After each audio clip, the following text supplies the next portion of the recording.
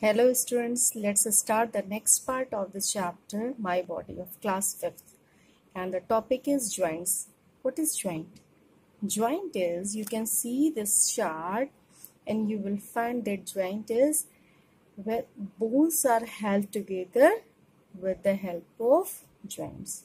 Okay, you can see if there is one bone and it is second bone, they are joined with each other with the help of they are adhere with each other with the help of this joint. Okay, so let's see what is the importance of this joint.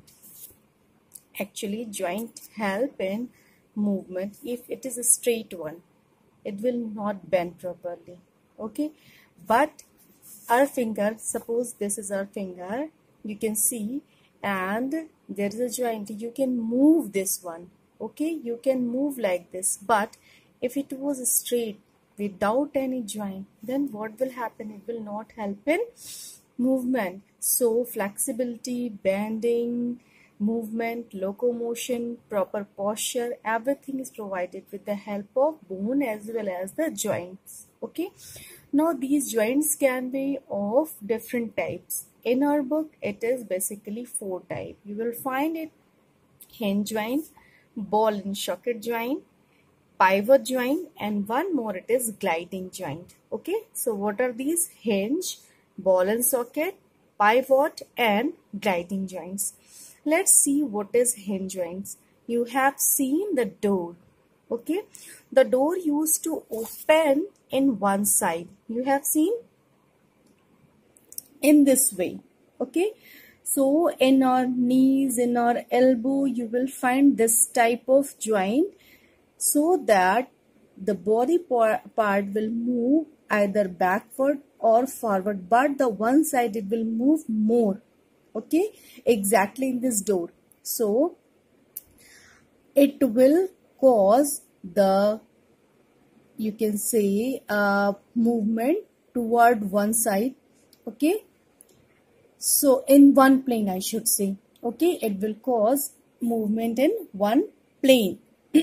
And because of this, it will result into back and forth movement of our knees. You can say reason you will find this hinge joint in our elbow. आप देखोगे हाथ आपका एक side तो मुड़ जा रहा है पूरा, लेकिन पीछे की तरफ हाथ नहीं मुड़ सकता है. ठीक है, एल्बो रीजन से, not from the shoulder region. Shoulder region की बात मैं नहीं कर रही हूँ, मैं आपसे एल्बो रीजन की बात कर रही. एल्बो रीजन से आप अपने हाथ को केवल एक साइड अंदर की तरफ मूव कर सकते हो, बाहर की तरफ पीछे मूव नहीं कर सकते. सो ये कैसा, इसी तरह से आप अगर अपनी नीज घुटनों को देखो तो आप पैर को पीछे की तरफ तो अंदर की तरफ मूव कर ले रहे हो, लेकिन बाहर आप उतना ऊपर की तरफ नहीं मूव कर सकते हो. तो these are hinge joints. Okay, these are example of hinge joints. So let's see some important points related with this.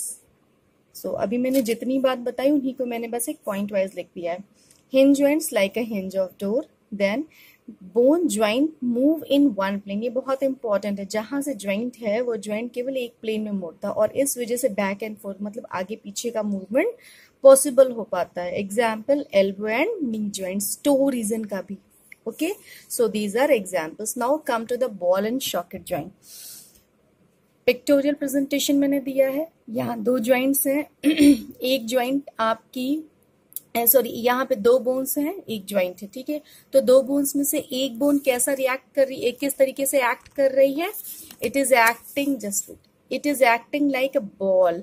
One and is like ball and the second, ये देख रहे हैं जो नेक्स्ट वाली, वो कैसी है? शॉकेट. जैसे एक शॉकेट है और जिसके अंदर ये बॉल फिट हो जा रही है और इस वजह से ये 360 डिग्री पे पूरा गोल मूव कर सकती है.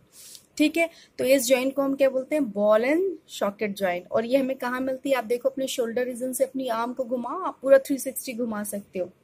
एग्जैक्टली हिप रीजन से अगर आप अपने लेग को घुमाओ तो घुमा सकते हो. तो आपको कहाँ का है? हिप एंड शोल्डर गर्डर पे आपको ये बॉल एंड सॉकेट जॉइंट्स मिलेंगी. Okay, let's see the picture. Here in the hip region or hip girdle you will find this. It is like a ball. ये जो फीमर बोन है ये ball की तरह एक्ट कर रही है और ये जो प्यूबिक बोन है ये किस तरह से रिएक्ट कर रही है? ये सॉकेट के अंदर, जिसके अंदर ये बॉल फिट हो जाएगी और यहाँ से हमारा लेग पूरा पूरा मूव कर सकते हैं 360 पे। Clear? Now come to the next one, pivot joint. Okay, pivot joint की क्या खास बात होती है? ये कुछ ऐसा है कि दो बोन्स होती हैं, एक बोन जो होती है जो वो रिंग लाइक स्ट्रक्चर बनाती है और दूसरी बोन इसके अंदर फिट होती है, और इसके अकॉर्डिंग ये जितनी लिमिटेड मूवमेंट प्रोवाइड करेगी बस उतनी ही पॉसिबल होगी फर्स्ट बोन के थ्रू। तो one bone fits into the ring formed by other bone. Okay, example skull and first two vertebrae. Let's see with picture. Here you can see ये जो आपकी वर्टिब्रीज हैं, ठीक है, फर्स्ट एंड सेकेंड वर्टिब्रीज, ये दोनों मिलकर के एक रिंग लाइक स्ट्रक्चर बनाती हैं और इसके अंदर यू कैन सी ये जो स्कल बोन है ये दोनों फर्स्ट सेकेंड वर्टिब्रीज ने इसके वो बनाया रिंग, और इसके अंदर स्कल जो है फिट हो जा रही है। और इस वजह से यस नो जब आप करते हो तो थोड़ा सा, और अप एंड डाउन मीन्स जब आप ऐसे मूव करते हो, ठीक है, तो you can move your head at some limit, ठीक है, एट सम एक्सटेंट। तो ये किस वजह से possible? Because of the pivot joint. Okay, बहुत बहुत और बहुत इंपॉर्टेंट ज्वाइंट है। Now come to the gliding joint. हाँ जी, ग्लाइडिंग ज्वाइंट की स्पेशलिटी क्या है? ग्लाइडिंग ज्वाइंट्स जो होती है आपकी ग्लाइड करने का मतलब क्या होता है? स्लिप करना एक दूसरे के ऊपर। ये हो गई, दूसरे वाले इसके ऊपर स्लिप करेगी, और इस तरीके की हमें कहाँ पर मिलेंगी? वर्टिब्रीज के रीजन पे।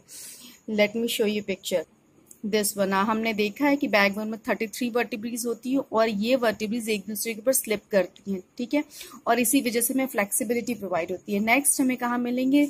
नी रीजन पे, सॉरी रिस्ट रीजन पे। देन एंकल, आपकी एड़ी के पास, आपके की कलाई में और आपकी वर्टिब्रीज में आपको ये जो ग्लाइडिंग ज्वाइंट्स है वो मिलती हैं, ठीक है। अच्छा, ग्लाइडिंग ज्वाइंट से फायदा क्या है या क्या इंपॉर्टेंस है? It provide flexibility to bone because it is present in vertebrae. Suppose कि अगर मान लीजिए ये स्ट्रेट बिल्कुल बोन होती तो क्या होता? क्या आप बेंड कर पाते? क्या आपकी बॉडी इतनी फ्लेक्सिबल होती? क्या आप मूव कर पाते? क्या आप बैलेंस बना पाते? नहीं। बिकॉज ऑफ दिस आपकी ये जो बैक बोन है वो 33 छोटी छोटी वर्टिब्रीज से बनी है, ठीक है। तो flexibility of the backbone is because of this. और दूसरा, हम जो आगे पीछे की तरफ मूव कर पाते हैं हमारे रेस्ट में, हमारे एंकल्स में, ये जो पूरा मूवमेंट किस वजह से पॉसिबल है? Because of this gliding joints. Okay, so it was all about the joints, but there are some important points also. Let me tell you one by one.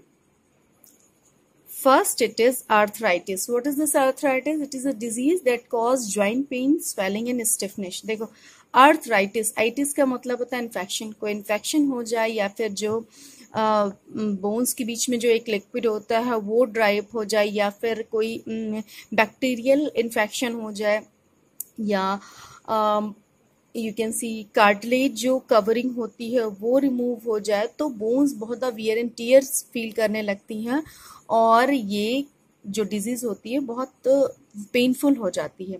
Specially आपने सुना होगा जब ओल्ड एज पीपल होते हैं तो उनको ये problem हो जाती है कि उनके घुटनों में दर्द होता है. Come to the cartilage. Cartilage क्या होती है? जो बोन्स होती है, ये सपोज करिए आपकी बोन्स है, ये इनका एंड है, तो इसके ऊपर एक hard shiny but smooth covering होती है, that is known as cartilage. ये स्मूथ होती है तो इससे फायदा क्या होता है? दूसरी बोन इस पे आसानी से ग्लाइड कर सकती है और ये वियर एंड टियर फील नहीं करेगी, ठीक है, तो स्लिपरी मूवमेंट प्रोवाइड करती है. देन जॉइंट्स की बात करें तो हमारी बॉडी में मोर देन 230 से ज्यादा मूवेबल, जो पूरा पूरा मूव कर सकते हैं, लाइक आपके शोल्डर और मैंने हेप गर्डल वगैरह बताया, और सेमी मूवेबल मतलब कुछ एक्सटेंट तक मूवमेंट पॉसिबल है. इतने जॉइंट्स होते हैं. Okay, one more thing I want to tell you, ligament and tendon. ध्यान से देखिएगा, बहुत इंपॉर्टेंट है. बोन से बोन के बीच में जोड़ने के लिए एक बहुत stretchable but strong band like structure होता है, that is known as ligament. तो आप इसे कैसे याद करेंगे? बल्ब, BLB, ठीक है. बोन से बोन के बीच में कौन जोड़ रहा है? Ligament. Okay, then the next is tendon. You can see tendon, just wait, yes, tendon. Bone से मसल के बीच में जो जोड़ता है that is known as tendon. तो ये थी पूरी कहानी जॉइंट्स की इस पार्ट में। नेक्स्ट पार्ट में हम लोग सेंस ऑर्गन देखेंगे और उस चैप्टर को कंप्लीट कर लेंगे। आई होप कि आपको कहीं कोई डाउट नहीं होगा। Still if you have any doubt you can text in the comment section. Okay, thank you students.